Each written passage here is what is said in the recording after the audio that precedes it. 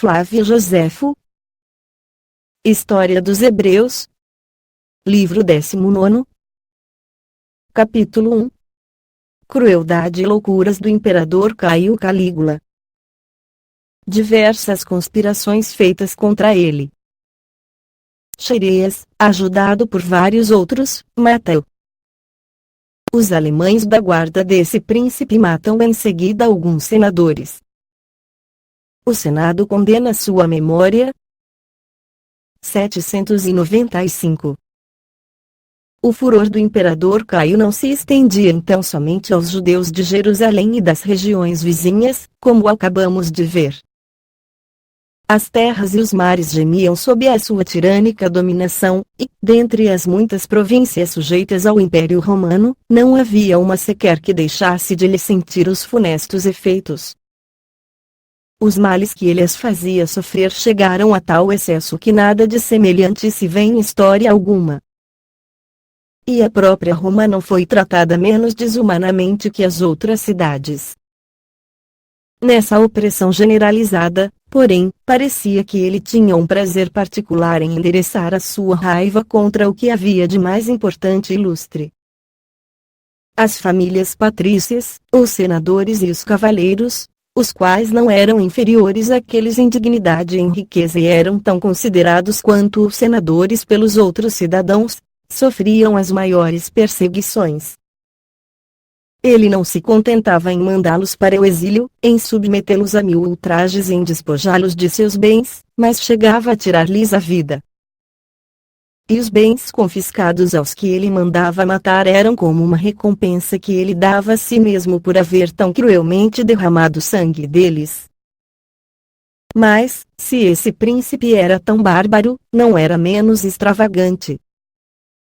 Não lhe bastava receber de seus súditos todas as honras que se podem prestar a um homem.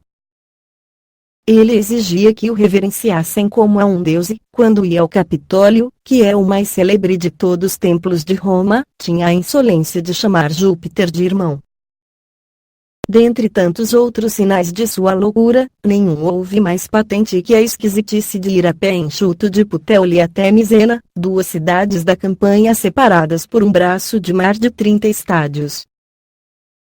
Julgou que era indigno dele ir de uma outra cidade apenas em galeras e que o mar não lhe devia ser menos sujeito que a terra. Assim, mandou construir uma ponte de um promontório a outro e passou por ela num carro soberbo, com alegria de pensar que aquele caminho completamente novo era digno da majestade de um deus, tal como ele se imaginava. Não havia templos na Grécia que ele não tivesse despojado do que possuíam de mais valioso. Ordenou, por um edito, que lhe trouxessem tudo o que neles encontrassem de quadros raros, preciosas estátuas e outras coisas de valor consagradas aos deuses, e com eles encheu o seu palácio, os jardins e as casas de recreio que ele mantinha na Itália, porque, dizia ele, assim como Roma era a cidade mais bonita do universo, era justo que aí se reunisse tudo o que havia de mais belo no mundo. Atreveu-se mesmo a ordenar a Mêmio Regulo que lhe enviasse também a estátua de Júpiter Olímpico, que toda a Grécia venerava com honras extraordinárias e que é obra de Fídias. Mas essa ordem não foi executada, porque os escultores disseram que era impossível transportar a estátua sem quebrá-la. Pelo que se afirma, Regulo ficou tão espantado com os diversos prodígios que aconteceram que não se atreveu a removê-la. Então escreveu ao imperador, o que lhe teria sem dúvida custado a vida, se a morte de Caio não o tivesse livrado daquele perigo. A horrível loucura desse príncipe, todavia, não se detinha aí. Ao nascer-lhe uma filha, ele a levou até o Capitólio e colocou-a sobre os joelhos da estátua de Júpiter, como se aquele deus fosse parente dele, e teve a insolência de dizer que a criança tinha 2 pais, mas permitia que se julgasse qual dos 2 era o mais importante. Vemos todas essas coisas com horror, e no entanto eram toleradas. Ele não teve vergonha de permitir aos escravos que acusassem os seus senhores de toda a espécie de crimes. Essas temíveis acusações eram apoiadas pela sua autoridade, e bem se sabia que lhe eram agradáveis. Pólux, um dos escravos de Cláudio, foi desse número. Ele teve a ousadia de depor contra o seu amo, e esse bárbaro imperador ainda fez questão de ser um dos juízes do próprio tio, na esperança de fazê-lo morrer como criminoso, o que, todavia, não conseguiu. 796. Tão odioso proceder encheu o império de caluniadores, elevou os escravos acima de seus amos e causou um número infinito de males. Por isso, fizeram-se várias tentativas contra sua vida, uns pelo desejo de vingança, devido ao que os havia feito sofrer, outros, para evitar o perigo que os ameaçava, pois de nenhuma outra forma, senão tirando do mundo, seria possível restabelecer a autoridade das leis, a segurança dos cidadãos e a felicidade pública. E, nesse desejo comum a tantos povos, a nossa nação seria beneficiada mais que qualquer outra, pois não haveria como impedir a sua completa ruína se esse reinado infeliz continuasse.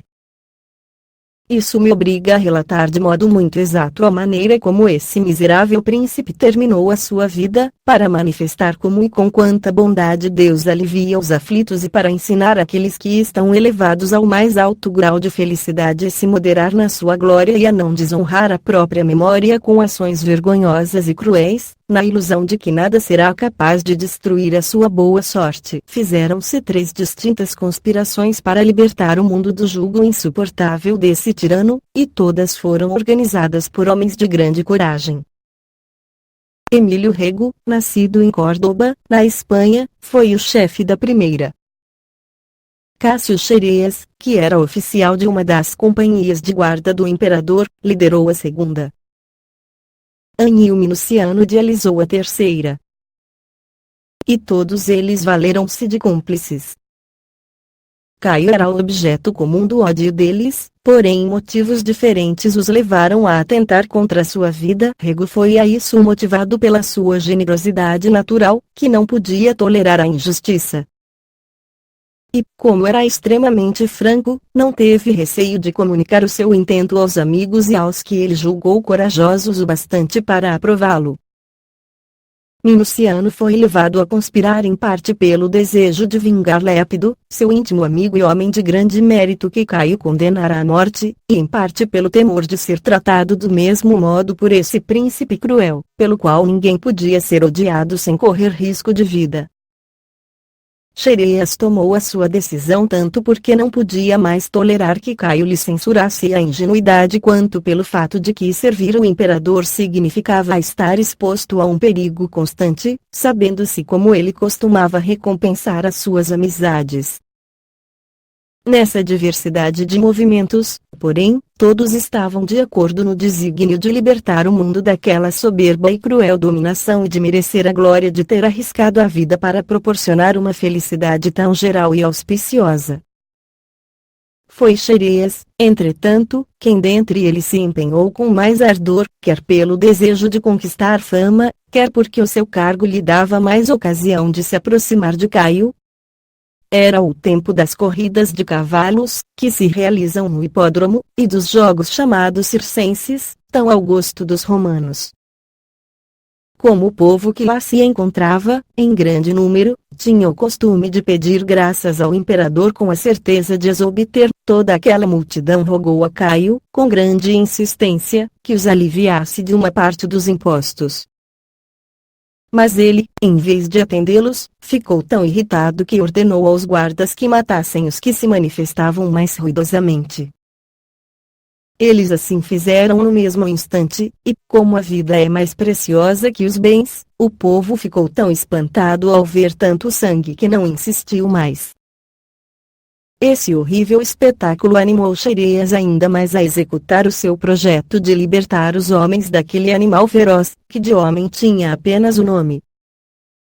Pensara muitas vezes em matá-lo quando estava à mesa e só não o fizera na expectativa de uma ocasião mais propícia. Havia muito tempo que ele estava no cargo, e o imperador o encarregara de receber os tributos. Mas como muitos dos contribuintes eram tão pobres que já deviam mais de um ano de impostos e a compaixão que tinha deles não lhe permitia insistir, Caio se irritava e fazia-lhe constantes censuras, chamando-o de indolente e efeminado.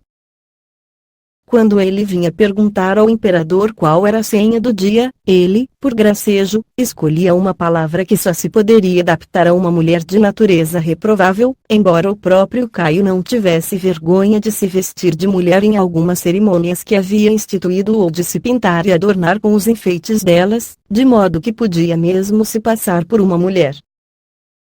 O ressentimento de Xerêas por esse ultraje aumentava ainda por causa das zombarias de seus companheiros, que não podiam deixar de rir quando ele lhes trazia a senha, já sabendo de antemão que seria algo daquela qualidade. Assim, não podendo mais suportar semelhante opróbrio, ele atreveu-se a declarar o seu intento a alguns companheiros. A primeira pessoa a quem ele revelou as suas intenções foi um senador, de nome Pompédio, que já havia passado por todos os cargos de maior honra. Ele era da seita de Epicuro e por isso pensava apenas em viver com tranquilidade. No entanto, um inimigo seu, de nome Timídio, acusou-o de ultrajar com palavras o imperador, alegando como testemunha uma comediante muito famosa, de nome Quintilia, pela qual Pompédio estava apaixonado. Mas a acusação era falsa, e a mulher recusou-se a mentir, pois estava em jogo a vida de uma pessoa que amava. Isso obrigou Timídio a pedir que ela fosse torturada. Caio, que jamais deixava de se enfurecer em tais circunstâncias, ordenou a Xerêas que o fizesse imediatamente. Ele costumava encarregar Xerêas de semelhantes tarefas, convencido de que, em função das censuras que lhe movia por causa de sua frouxidão, ele as executaria com mais rigor que qualquer outro. Quando levavam Quintilia para ser torturada, ela encontrou um daqueles que sabiam da conspiração e pisou-lhe no pé, para animá-lo a ter coragem e o certificar de que nenhum tormento seria capaz de fazê-la confessar. Xerêas, embora contra a vontade, porque era obrigado, torturou-a rudemente. A mulher sofreu com uma serenidade extraordinária, e ele depois levou até o imperador, num estado tão deplorável que, embora Caio tivesse um coração de bronze, não pôde deixar de ficar comovido. Assim, ele a declarou inocente, e também a Pompédio, e ainda mandou que lhe dessem dinheiro, para consolá-la pelo que havia sofrido, pois demonstrara não menos coragem nos tormentos que felicidade nos seus dias mais prósperos. Essa atitude de Caio causou sensível dor a Xerêas, porque o fazia passar por cruel, obrigando-o a reduzir uma pessoa a tal estado que causara compaixão ao mais desumano dos homens. Incapaz de conter-se, ele resolveu falar a Papiniano, que desempenhava um cargo semelhante ao seu, e a Clemente, que também tinha um cargo no exército. Disse ele, dirigindo-se a Clemente: Vós sabeis com que afeto e fidelidade velamos pela conservação do imperador e como, graças aos nossos cuidados e esforços, tantas conspirações contra ele foram descobertas, as quais custaram a vida-os e levaram outros a tormentos tão cruéis que ele mesmo chegou a ficar compadecido. Mas seriam essas tarefas dignas de nossa profissão e de nossa coragem? Clemente nada respondeu, mas o rubor que lhe apareceu no rosto demonstrava muito bem o quanto ele se sentia envergonhado por estar desempenhando semelhante mistério que somente o medo o impedia de condenar a loucura e o furor de Caio. Xerêas retomou o seu discurso com mais veemência e, depois de mencionar todos os males com que Roma e o Império eram oprimidos, acrescentou: Eu sei que a causa disso tudo é atribuída ao imperador, mas na verdade é a Papiniano, a mim e a vós, Clemente, que Roma e toda a terra deveriam responsabilizar por tudo o que sofrem, pois somos os executores das cruéis determinações de Caio.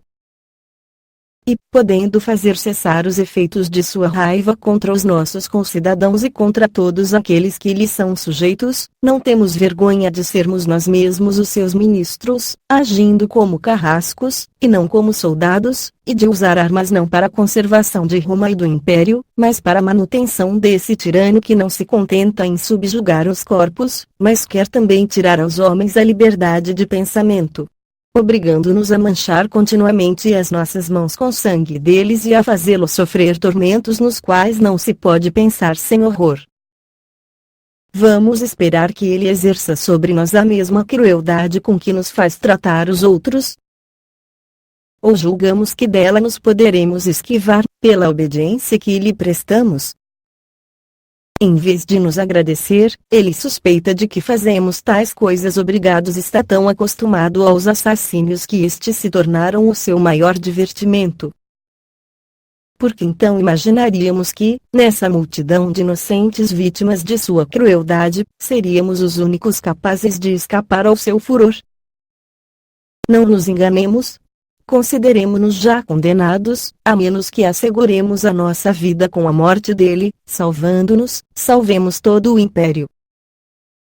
Clemente aprovou os desígnios de Xereas, mas o aconselhou a mantê-los em segredo, pois, se alguém os descobrisse antes que fossem postos em prática, a morte dele seria certa. Era de opinião que aguardassem, até que o tempo fizesse aparecer uma oportunidade favorável. E, ainda que a velhice, que lhe começava a gelar o sangue nas veias, o fizesse abraçar conselhos mais seguros, confessava que não podia haver argumentos mais honestos nem mais generosos que aqueles que acabavam de ser expostos. Depois dessa resposta, Clemente retirou-se para sua casa, refletindo naquilo que lhe fora dito e também no que ele próprio dissera. Xereas, porém, estava muito preocupado com a possibilidade de vazar o segredo, por isso foi naquele mesmo instante procurar Cornélio Sabino, que também era comandante de uma companhia de guardas do imperador. Sabedor de que ele era um homem muito valente e apaixonado pelo bem público, e que sofria com impaciência o estado deplorável a que estava reduzido o império, julgou conveniente contar-lhe o seu intento, para obter a sua opinião em um assunto tão importante. Ele não se enganou em seu julgamento, pois Sabino experimentava os mesmos sentimentos, porém nada manifestava por não se atrever a confessá-los a ninguém. Ele escutou as palavras de Xereas com prazer, prometendo guardar segredo e até mesmo ajudá-lo. Estavam todos de acordo em que não havia tempo a perder e foram imediatamente procurar Minuciano, cuja virtude e generosidade era deles bem conhecida. Ciente de que era suspeito a Caio, por causa da morte de Lépido, seu amigo íntimo, ele era muito sensato para não perceber que correria um grande perigo, ainda que não houvesse outro motivo senão o próprio mérito deles, mas isso já era o suficiente para se temer o maligno príncipe. Todavia, era seguro confiar em Minuciano, pois, ainda que a magnitude do perigo impedisse que qualquer um deles manifestasse abertamente o ódio sentido por Caio, todos eles já haviam, em outras circunstâncias, dado a conhecer que a tirania do imperador lhes era insuportável, e essa conformidade de sentimentos já estabelecera entre eles uma certa amizade. O respeito de Xereas e de Sabino pela nobreza e pela extraordinária virtude de Minuciano fez decidir que, em vez de lhe falar diretamente sobre o assunto, iriam esperar que ele lhes desse oportunidade para isso. A ideia deu resultado. Como todos sabiam que o imperador tinha o costume de dar como senha a Xereas uma palavra ultrajosa, Minuciano perguntou-lhe qual a palavra que lhe fora dada naquele dia. Xereas, alegre por aquela oportunidade tão favorável e sem nada a temer da probidade de um homem como Minuciano, respondeu-lhe: "Dai-me, por favor, a palavra liberdade." Ele acrescentou: "Como sou feliz e como vos sou grato, pois me fazeis notar em vosso semblante que estáis me exortando a empreender uma coisa pela qual estou inflamado de ardor. Não é preciso mais para me levar a executá-la. É-me suficiente ver que aprovais e que antes mesmo de falarmos já tínhamos o mesmo modo de pensar. Esta espada que vedes será suficiente para vós e para mim. Não há tempo a perder, e estou pronto a empreender qualquer coisa sob o vosso comando. Ordenai, somente, e sereis obedecido. Não importa que não tenhais espada, pois tendes aquela grandeza de alma de onde o ferro tira toda a sua força. Desejo entrar em ação, e não me preocupo com o que me poderá acontecer. poderia eu pensar, sem vexame, em minha segurança pessoal quando vejo a liberdade pública oprimida, as leis violadas e todos os homens do império expostos ao furor desse tirano? Ouso mesmo crer que não sou indigno de ser o executor de uma tão grande missão, pois tenho os mesmos sentimentos que vós. Minuciano, ao ouvir Xerêas falar desse modo, abraçou-o, louvou a sua generosidade e exortou-o a perseverar, e ambos separaram-se, rogando aos deuses que lhes fossem favoráveis. Alguns afirmam que um outro fato animou Xerêas ainda mais. Quando ele entrava no palácio, ouviu uma voz que lhe dizia para não temer executar o que havia resolvido e tivesse a certeza da assistência dos deuses. Essas palavras de início o assustaram, pois julgou que o plano fora descoberto, mas depois não duvidou de que era algum dos conjurados que assim lhe falava para animá-lo ainda mais ou uma voz do céu a testemunhar que Deus não deixa de cuidar dos interesses dos homens. Nesse meio tempo, todavia, estavam todos convencidos de que da morte de Caio dependia a salvação do império, e cada qual, a porfia, conspirava para dele livrar o mundo. O número de conjurados então já era grande, pois havia também senadores e cavaleiros envolvidos. Uniu-se também a eles Calisto, um liberto de Calígula que, mais que qualquer outro, estava junto dele e que se tornara tão temível que podia ser chamado companheiro de tirania do imperador.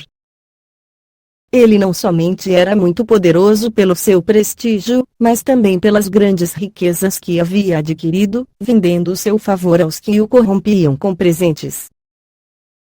E assim, ele usava de modo muito insolente o seu poder. Ele, porém, conhecia o espírito de Caio e sabia que quando o imperador começava a suspeitar de alguém jamais o perdoava. E, mesmo que não houvesse outra razão para temer, os muitos bens que possuía eram suficientes para que esse temível senhor desejasse matá-lo. Assim, trabalhava secretamente para se colocar nas boas graças de Cláudio, que talvez sucedesse a Caio no império. Disse-lhe que o imperador lhe havia ordenado que o envenenasse, mas ele se havia servido de diversos pretextos para diferir a execução daquela ordem tão cruel. Para mim, creio que era a invenção com o propósito de granjear mérito perante Cláudio, pois, se Caio tivesse dado essa ordem, não havia probabilidade de Calisto não ser castigado em seguida, por ter deixado de cumpri-la. Cláudio, no entanto, ficou convencido de que os deuses usaram Calisto para salvá-lo do furor de Caio e agradeceu-lhe muito por se recusar a executar aquele serviço. A realização dos desígnios de Xerêas estava sendo adiada por causa da morosidade de alguns conjurados, embora ele afirmasse que todo o tempo era próprio para levar a efeito o que pretendiam, quer enquanto Caio se dirigia ao Capitólio para oferecer sacrifícios por sua filha, quer no momento em que do alto de seu palácio lançava ao povo, na praça, moedas de ouro e de prata, quer durante a celebração de certas cerimônias que ele mesmo havia instituído. Embora estivesse sempre rodeado de pessoas prontas a defender a sua vida, o imperador de nada desconfiava e julgava-se em perfeita segurança. Desse modo, Xerêas, aflito por tão longa demora e com medo de que a ocasião viesse a faltar, perguntou aos parceiros se eles julgavam que os deuses haviam tornado o tirano invulnerável. E dizia que, quanto a ele, não teria nenhuma dificuldade em matá-lo, mesmo que não tivesse uma espada. Todos louvavam o seu amor pelo bem público, mas julgavam necessário protelar um pouco, de modo que, diziam eles, se a coisa não saísse bem, a cidade não se pusesse em rebuliço, e também por causa das investigações que se fariam contra eles, tirando aos outros o meio de executar esse intento enquanto ainda tinham a coragem de tentá-lo. Eles achavam mais conveniente aproveitar a ocasião dos jogos instituídos em honra a César, o qual, para se elevar ao soberano poder, foi o primeiro a suprimir a liberdade dos romanos, mudando a república em monarquia, porque, além da grande multidão de povo que corria ao teatro, que então se situava em frente ao palácio, todas as pessoas pertencentes à nobreza de Roma para lá se dirigiam com as suas mulheres e filhos. O imperador lá se encontraria também, e seria difícil, então grande aperto, que aqueles que velavam pela sua segurança pudessem então protegê-lo do ataque dos conspiradores. Xerêas aceitou a sugestão e adiou a execução para o primeiro dia dos jogos, porém o destino prevaleceu sobre essa deliberação e, com dificuldade, só o puderam fazer no terceiro dia, que era o último desses espetáculos. Antes, Xerêas reuniu os conjurados e falou-lhes: que censuras não merecemos por esse tempo que passou sem que tentássemos executar o nosso plano. Pois temos motivos para temer que, se formos descobertos, Caio venha redobrar o seu furor, e, em vez de darmos liberdade ao Império pela sua morte, iremos apenas, com a nossa fraqueza, contribuir para lhe fortalecer a tirania. É assim que devemos trabalhar pela nossa segurança e pela de tantos povos? Será esse o meio de adquirirmos fama e glória imortais? Ninguém ousou contradizer um discurso tão corajoso. Estavam todos tão atônitos que ficaram em silêncio. Ele acrescentou: acaso pretendeis adiar ainda mais? Não sabeis que hoje é o terceiro dia, o último, destes jogos e que Caio está prestes a embarcar para Alexandria, a fim de conhecer o Egito? Julgais então que devemos deixar escapar esse monstro, que causa horror à natureza, ou permitir que ele triunfe tanto por mar quanto por terra, sobre a fraqueza dos romanos? Ou desejais que algum egípcio mais corajoso que todos nós tenha a honra de restaurar, pela morte desse tirano, a liberdade oprimida? Quanto a mim, estou resolvido a não perder mais tempo em vãs deliberações, e o dia não passará sem que eu me desobrigue do que devo à minha pátria. O que a sorte determinar, receberei com alegria. Prefiro isso a tolerar que um outro me arrebate a glória de libertar o mundo de um homem que a todos aterroriza. Xerêas, assim falando, fortaleceu-se ainda mais em sua resolução e entusiasmou de tal modo os outros que todos se sentiram arder no desejo de cumpri-la, sem mais adiamentos. Aconteceu que por acaso aquele era o dia em que Xerêas devia pedir a senha ao imperador, e assim ele entrou no palácio com a espada erguida, segundo o costume, que obriga o comandante da guarda a assim fazer quando em cumprimento de um dever do cargo. Uma grande multidão de povo já se encontrava no palácio, e todos procuravam obter um lugar, porque não havia reservas nem para os senadores nem para os cavaleiros. Cada qual se punha onde queria, misturando-se homens com mulheres e senhores com escravos. O imperador sentia prazer em ver essa desordem. Em seguida, fez um sacrifício augusto, em honra do qual os jogos eram celebrados. Aconteceu que uma gota de sangue da vítima caiu sobre as vestes de Asprenas, que era um dos senadores, o que lhe serviu de péssimo augúrio, pois ele foi morto no tumulto que se levantou em seguida. Caio riu-se à vontade, e notou-se, com espanto, como uma coisa extraordinária, que o imperador, contra sua natureza, naquele dia demonstrava grande afabilidade e bom humor. Terminado o sacrifício, Caio, acompanhado por aqueles a quem mais estimava, foi sentar-se no teatro, no lugar que lhe fora preparado. O teatro era de madeira e construído todos os anos. Tinha duas portas, uma no exterior, que dava para a grande praça, e outra em frente ao pórtico, por onde os atores entravam e saíam sem incomodar os espectadores. Fizera-se também uma passagem dividida por uma cerca de madeira, onde os atores e os músicos se colocavam. Depois que todos tomaram os seus lugares, Xerêas e os demais comandantes da guarda ficaram bem próximos do imperador, que se havia posto do lado direito do teatro.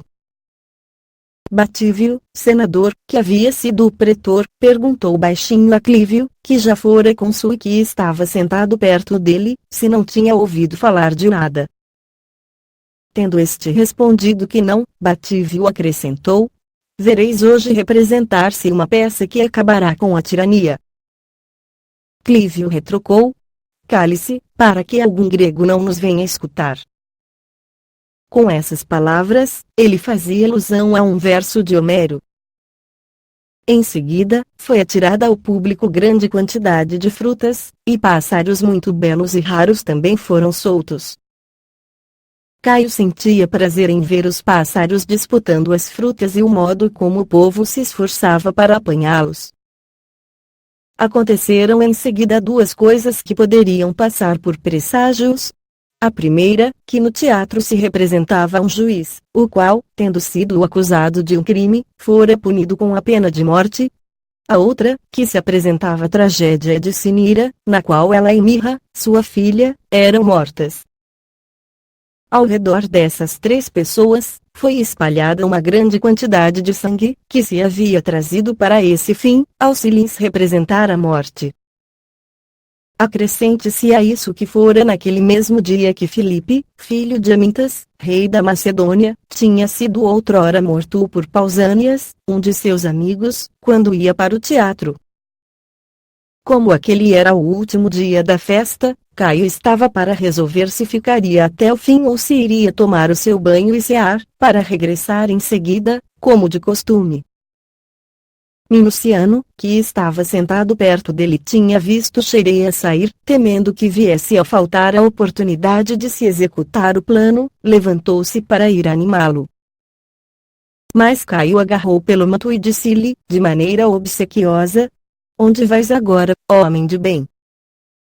Essas palavras o detiveram, e ele tornou a sentar-se.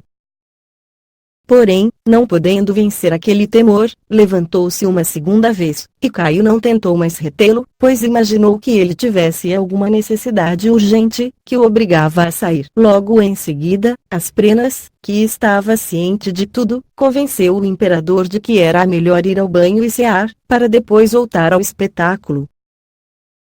Xereas, no entanto, havia colocado cúmplices nos lugares mais próprios para o seu intento e, ansioso por causa da demora, pois já era a 9ª do dia, resolveu voltar ao teatro e terminar logo o trabalho. E, ainda que soubesse que esse gesto poderia custar a vida de algum senador ou cavaleiro, considerou que a liberdade pública era preferível à conservação da vida de alguns cidadãos. Mas quando ele se dirigia para o teatro, o rumor que ouviu deu-lhe a entender que Caio havia saído para ir ao palácio. Os conspiradores, nesse momento, romperam a multidão, como se fosse por ordem do imperador, mas na realidade era para matá-lo mais facilmente, quando ninguém mais estivesse entre eles e o soberano. Cláudio, seu tio, Marcos Vinício, que desposara sua irmã, e Valério Asiático, procônsul, os quais, pela sua condição, não podiam ser impedidos de se retirar, caminhavam diante dele. Paulo Arúncio ia atrás dele. Depois de entrar no palácio, Caio deixou o caminho comum, que Cláudio e os que iam diante dele haviam tomado, onde os oficiais da casa esperavam para ir ao banho, e seguiu por um caminho escondido, a fim de ver a exibição de uns moços que lhe haviam trazido da Ásia para cantar hinos nas cerimônias e nos sacrifícios que ele havia instituído e para dançar no teatro as danças das quais Pirro é o autor. Xereas então aproximou-se para pedir-lhe a senha, e Caio não deixou de lhe dar, segundo o costume, uma palavra para ridicularizá-lo. Xereas revidou a injúria com outra e com um golpe de espada, que no entanto não foi mortal. Alguns querem crer que ele o fez de propósito, a fim de que, antes de morrer, Caio pudesse receber ainda outros golpes e para que o castigo pelos seus crimes lhe fosse mais doloroso. Isso, todavia, me parece pouco provável, pois não se costuma raciocinar em semelhantes ações. Se Xereas tinha mesmo essa intenção, estimo que ele tenha sido o mais tolo de todos os homens, deixando-se levar desse modo pelo ódio que nutria por Caio e preferindo essa vã satisfação a livrar a si mesmo e a todos os seus cúmplices do perigo em que se encontravam. Enquanto vivesse, Caio não ficaria sem defensores, ao passo que, estando morto, os conjurados poderiam escapar à sua vingança antes que houvesse ocasião de serem descobertos. Deixo, porém, a cada qual que faça o juízo que bem quiser. O golpe que Caio recebeu atingiu entre o pescoço e o ombro, e teria avançado mais se não tivesse encontrado o osso. Ele sentiu grande dor, mas não gritou nem chamou ninguém em seu auxílio. Soltou apenas um suspiro, talvez porque o medo tenha feito perder a fala, ou porque desconfiava de todos ou ainda por causa de sua natural altivez. Gemendo, ele tentava fugir, quando Cornélio Sabino segurou e o fez cair de joelhos. Os outros conspiradores então rodearam-no gritando: mais um! Mais um! E acabaram de matá-lo. Dentre os muitos golpes que recebeu, diz-se que Aquílades feriu o que livrou o império, por sua morte, daquela intolerável tirania. No entanto, cabe a Xerêas a principal glória, pois ainda que vários outros tivessem tomado parte na empresa, ele foi o primeiro a conceber a ideia, a infundi-la nos outros e a propor os meios de executá-la. E depois, vendo-os assustados com a grandeza do perigo, renovou-lhes a coragem. Por fim, logo que se apresentou a ocasião, atacou o tirano, deu-lhe o primeiro golpe e deixou semi-morto os demais, para que lhe tirassem o que ainda restava de vida. Assim, podemos dizer com verdade que se deve atribuir à sua coragem e à sua ação toda a honra que os seus cúmplices mereceram. Depois de tão grande feito, por causa do perigo em que os punha a morte de um imperador loucamente querido pela população e que mantinha muitos soldados, a dificuldade era retirar-se. Como lhes pareceu impossível voltar por onde haviam entrado, porque aquelas passagens eram muito estreitas e estavam cheias de oficiais e de guardas, que o dever do ofício reunira naquele dia de festa, saíram por outro caminho para o palácio de Germânico, cujo filho haviam acabado de matar. Esse palácio estava muito perto do palácio do imperador, ou melhor, fazia parte dele, tal como outros, construídos pelos imperadores precedentes, sendo que cada qual trazia o nome de seu construtor. Assim, tendo escapado da multidão, saíram com segurança, antes que a notícia da morte de Caio se houvesse divulgado. Os primeiros a perceber que Caio havia sido assassinado foram os alemães da guarda, a chamada Legião Céltica. Eram todos soldados que ele havia escolhido entre os daquela nação para estar perto de sua pessoa. Dentre os povos bárbaros, eles são os mais coléricos porque, na maioria das vezes, não compreendem o que se passa.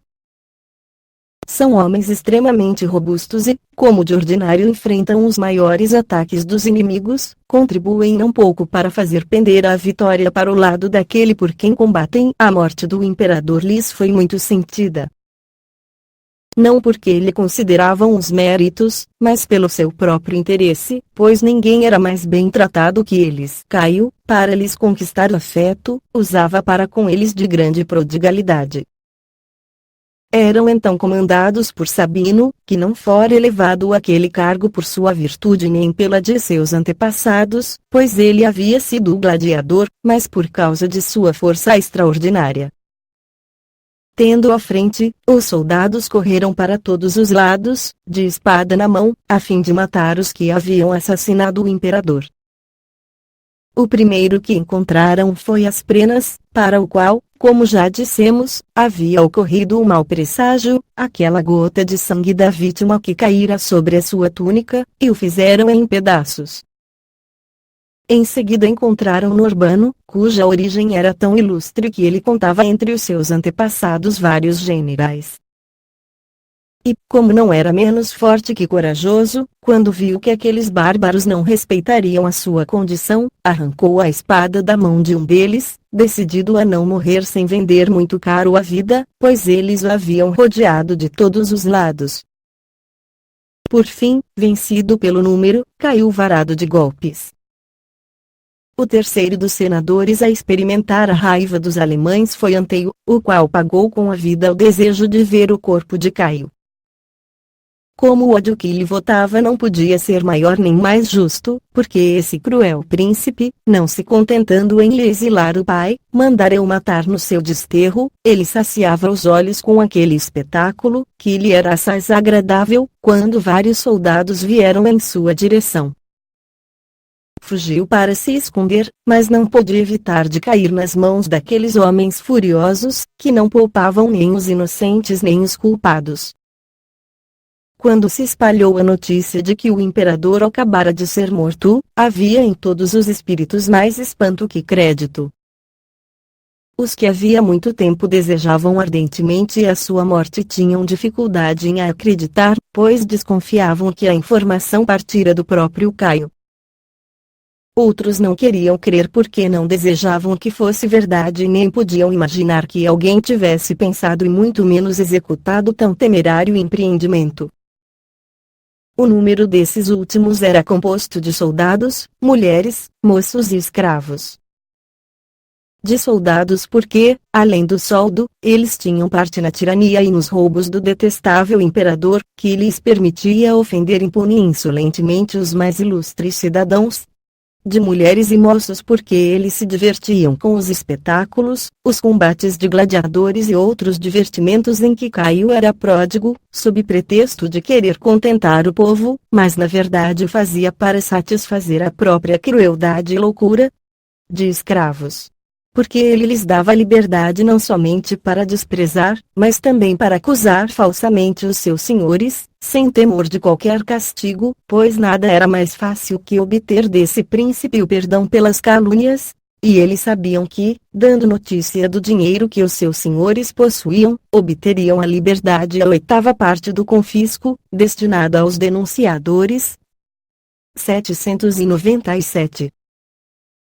As pessoas da nobreza, embora algumas, ou porque desejavam a morte do imperador ou porque tinham algum conhecimento da conspiração, acreditassem que a notícia era verdadeira, não ousavam manifestar a sua alegria nem mesmo demonstrar que escutavam o que se dizia, de modo que, se fossem enganados em suas esperanças, não pagassem caro pela exposição de seus sentimentos. Os mais bem informados sobre a conspiração eram os mais reservados, porque não se queriam tornar suspeitos aqueles que desejavam que Caio ainda vivesse, os quais não os deixariam viver se a notícia fosse falsa. Correu também insistentemente o boato de que o imperador havia sido ferido, mas não estava morto. Não se sabia, portanto, em que acreditar, pois os que davam as notícias ou eram suspeitos de favorecer a tirania ou a odiavam tanto que não se podia prestar fé ao que eles diziam, pois estes eram movidos, mais que qualquer outra coisa, pelo desejo de que fosse verdade. Aquele boato sucedeu outra notícia, que perturbou ainda mais a nobreza, pois dizia que Caio, sem permitir que lhe tratassem as feridas, se dirigia ensanguentado à praça, para falar ao povo. Essas notícias suscitaram movimentos diferentes, segundo as disposições de cada espírito, e ninguém ousava sair do lugar com medo de ser caluniado, porque todos sabiam que não se julgavam as ações conforme os pensamentos que se tinham verdadeiramente, mas pela maneira como os delatores e os juízes as interpretavam. Estando as coisas nesse pé, vieram os alemães e cercaram o teatro.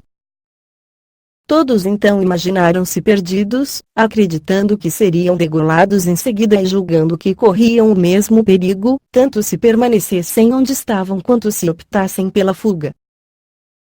Assim, não sabiam o que fazer. Quando os alemães venceram a massa e chegaram ao teatro, ouviram-se os rumores confusos de 1000 vozes de pessoas, as quais rogavam que não lhes fizessem mal, pois, não importando de que modo acontecera a morte do imperador, eles não haviam absolutamente tomado parte nela. As lágrimas e os gemidos acompanhavam as palavras do povo, e eles tomavam os deuses como testemunhas de sua inocência. Nada esqueciam diante do temor que aquele iminente perigo lhes inspirava. Por maior que fosse o furor dos alemães, eles não conseguiram permanecer insensíveis e tantos gritos e lágrimas comoveram-se também ao ver a cabeça de Asprenas e as dos outros que eles haviam matado colocadas sobre um altar, por eles mesmos, porque as haviam trazido de onde se encontravam. O horrível espetáculo da infelicidade de tantas pessoas de classe não somente causava compaixão às pessoas da nobreza e ao povo, como os fazia tremer, porque não tinham a certeza de que sairiam ilesos de tão grande perigo, enquanto a alegria daqueles que tinham motivo para odiar Caio era perturbada pelo temor de não saberem se continuariam vivos. Nesse mesmo tempo, um pregoeiro público, de nome Arúncio, que tinha uma voz muito forte e era muito rico e querido pelo povo, apareceu no teatro em vestes de luto e com todas as demonstrações de grande dor. Embora ele odiasse Caio, dissimulava a alegria que estava sentindo. E, julgando que importava dar a conhecer a todos que o príncipe realmente havia morrido, fez o anúncio em alta voz, a fim de que ninguém mais pudesse duvidar. Dessa maneira, ele conseguiu deter os alemães, e os oficiais ordenaram-lhes que recolocassem a espada na bainha. Essa declaração pública da morte do imperador foi a salvação de um grande número de pessoas. Até ali havia o risco de morrerem, pois a fúria dos alemães e a sua dedicação a Caio eram tão grandes que enquanto lhes restasse alguma esperança de lhe salvar a vida não haveria violência ou crueldade que não estivessem dispostos a praticar para vingar a conspiração. Mas a certeza de sua morte desarmou-lhes a cólera, porque não podiam mais lhe dar provas de seu afeto nem receber dele os costumeiros favores. Além disso, tinham agora motivo para temer um castigo da parte do Senado, caso este viesse a governar. Nesse ínterim, Xerxes, temendo que Minuciano sofresse alguma violência dos alemães, rogou com tanta insistência aos soldados que tivessem cuidado pela conservação de sua vida que eles o trouxeram até ele, vindo também Clemente. Então essa grande personagem e também outros senadores disseram a Xerxes que a ação que ele acabava de praticar não podia ser mais justa, que não se podia louvar o suficiente fato de ele haver organizado com tanta coragem aquele grande empreendimento e tê-lo tão valorosamente executado, que a tirania tem de próprio crescer em pouco tempo pelo prazer que sente em poder impunemente fazer mal a todos, que o ódio dos homens de bem que se insurgem contra ela, todavia, faz com que os tiranos percam repentina e miseravelmente a vida. Que bem se via um exemplo disso na pessoa de Caio, pois não tinha receio de violar as leis nem de ofender os amigos, tornando-os inimigos. E que, assim, ainda que ele tivesse recebido a morte de suas mãos, na verdade ele próprio provocara o seu fim. Os guardas se retiraram do teatro, e os que se haviam reunido em grande número para assistir aos jogos, após tão grande tribulação, começaram a se levantar, a fim de se colocarem em segurança. Tiveram essa oportunidade quando um médico, de nome Arsion, ao qual haviam obrigado a curar alguns dos feridos, fez sair os seus amigos, sob o pretexto de que iriam buscar medicamentos, mas na realidade os estava afastando do perigo. 798. O Senado reuniu-se em seguida no palácio. O povo acorreu em massa e com tumulto para a grande praça do mercado. Um e outro pediam castigo para os que haviam matado o imperador, o povo com ardor, e o Senado, apenas na aparência. Uma tão grande comoção obrigou o Senado a mandar buscar Valério Asiático, que fora cônsul. O povo lhe dizia, com impaciência, que não compreendiam como ainda não estavam presos os conspiradores. E, perguntando-lhe quem havia sido o autor do assassinato, ele respondeu: desejaria ter sido eu. O Senado publicou em seguida um decreto, pelo qual condenava a memória de Caio e ordenava a todos que se retirassem, os cidadãos romanos para suas casas e os soldados para os seus quartéis. Prometiam aos primeiros uma grande diminuição de impostos, aos últimos, recompensas, se eles permanecessem em seu dever. Isso porque havia o temor de que eles, caso se sentissem desgostosos, praticassem em Roma toda a espécie de violência e, não se contentando em saquear as casas particulares, fossem levados a cometer sacrilégios, não poupando nem mesmo os templos. Os senadores assistiram todos a essas deliberações, e os que haviam feito parte da conspiração não somente foram os primeiros a chegar, como também tinham esperanças de que o Senado retomasse a sua antiga autoridade. Capítulo 2. Os soldados deliberam elevar Cláudio, tio de Caio, ao trono do império. Discurso de Saturnino no Senado em favor da liberdade. Xereas manda matar a imperatriz Cesônia, mulher de Caio, e sua filha. Boas e mais qualidades de Caio. Os soldados resolvem constituir Cláudio imperador e levam-no ao campo. O Senado envia deputados para rogar-lhe que desista dessa intenção. 799. Enquanto o Senado deliberava, os soldados, por seu lado, também trocavam ideias.